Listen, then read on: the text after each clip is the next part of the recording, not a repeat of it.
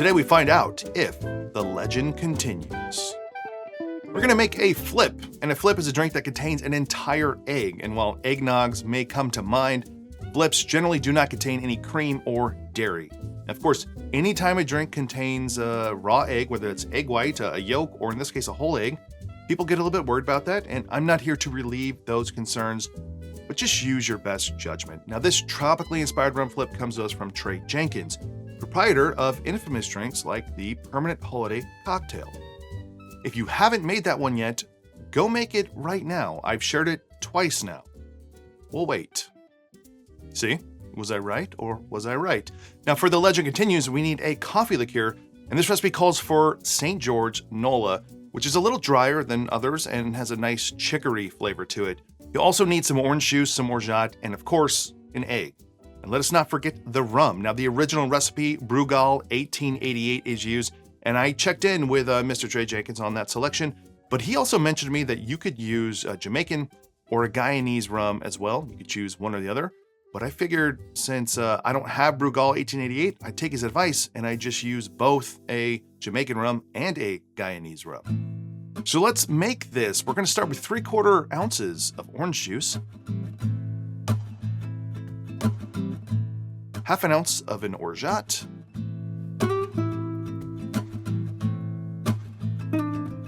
1 ounce of a coffee liqueur,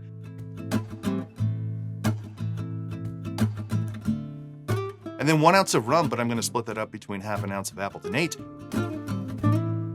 and 1/2 ounce of Dorado 12.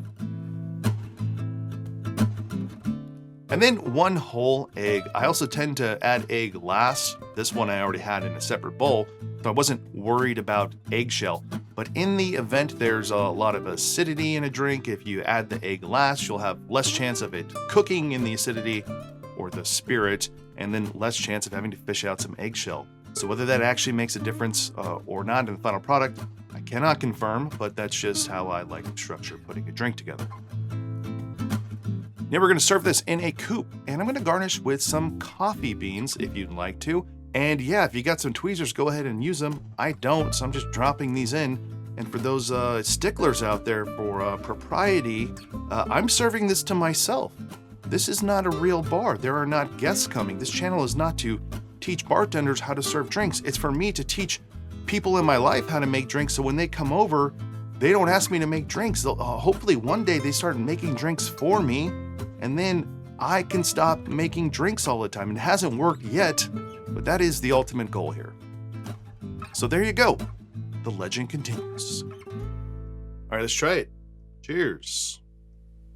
If I didn't know any better, I would have guessed, had I not made this drink, that there was brandy or cognac in it. It has that like richness, that sweetness there too. For some of us, I think even me sometimes, you get a little hung up on flip cocktails because of the whole egg.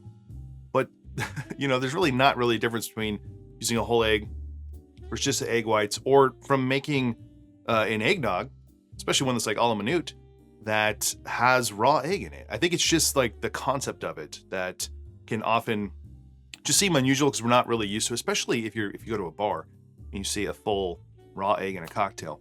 There's a richness to it that is very unique to flips because it's not those decadent cream drinks, even if it's just cream alone or egg and cream, but there's a velvety, a texture to it. So you get some lightness from the egg white, but then you're getting fat from the egg yolk, and it doesn't taste of egg, okay? Tastes of coffee and of rum and of orgeat. And I think the orange juice is kind of the hidden thing in here that's much more subtle than I would have expected or anticipated starting out before I've ever had this drink. And overall, this is to me like a much more interesting coffee cocktail than a standard typical espresso martini, even if you're swapping out the vodka for something with more flavor, whether that's a cognac or a rum or tequila even. There's just more depth and complexity to this that you're trying to figure out with like each little sip. I went with Liber & Co.'s orgeat because I wanted something a little bit richer than mine that would help provide even more body and texture. My orgeat is a little bit more almond extract floral cleanness, so I wanted a little bit more heft from it. And if you've been watching the channel recently, you know that Liber sponsored many videos so far. Not this video, and that's like I think maybe a good takeaway. If you're watching cocktail channels and you like that person or trust that person or channel, what are the things they're using that they're not getting paid to use? Do they ever use it outside of that? Whether it's in, you know, this specific cocktail or others. And the same thing goes for the spirits they use. It is tricky nowadays to figure out sometimes, especially on the vertical platforms, if something is sponsored or not, because it seems like it might be and it's not, or it doesn't seem like it is and it is. And you see a lot of liquor brands sponsoring those creators, and sometimes it's hard to know. Is that something they're getting paid to do, or they actually like? So I mean, what I'm basically trying to say is, you know, if you have a channel out there you like, or a personality, and you want to make some things that they make, like you know, do a little digging. Like if they're using stuff all the time and they're not getting paid to use it, then that's probably something that they really like, and you might like it too. You also might not like it, so take that for what it is.